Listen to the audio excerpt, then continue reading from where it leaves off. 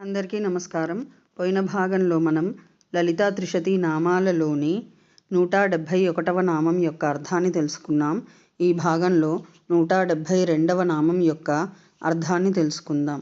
అస్మద్గురు దివ్య చరణారవిందాభ్యాం నమో నమః. అశేషజనమోహినీం అరుణమాల్యభూషాంబరాం జపాకుసుమభాసురాం జపవిధౌ స్మరేదంబికాం. శివాయ గురవే నమః. శ్రీ గురు పదాంభుజములకు సభక్తికమైన ప్రణామాంజలి సమర్పణతో లలితా త్రిశతి నామ సంఖ్య 172. ఓం హల్లీసలాస్య సంతుష్టాయే నమః.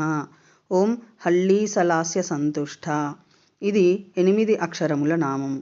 ఈ నామంతో మనము అమ్మవారికి సభక్తికముగా నమస్కరించుచున్నప్పుడు హల్లీసలాస్య సంతుష్టాయే నమః అని పలుకోలేను. హల్లీసలాస్య సంతుష్ట. మండలాకార చిత్రదండ తాడన నృత్యమన్న కోలాటమన్న ప్రీతి కలది అని అర్థము. హల్లీసలము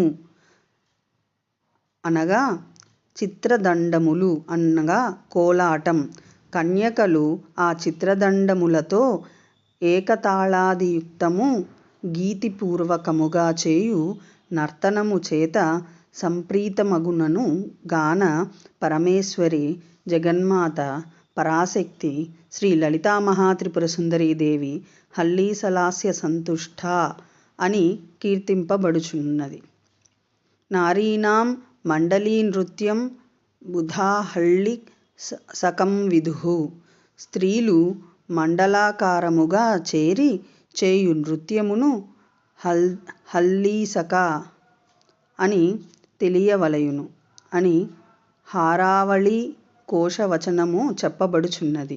అందువలన పరదేవత మండలాకార నృత్యము, కోలాటం, చెక్కభజన చేత జగన్మాత శ్రీ లలితా మహాత్రిపురసుందరి సంతుష్టురాలగునది అని భావము కాన పరాదేవి హల్లీసలాస్య సంతుష్ట అని స్తుతింపబడుచున్నది.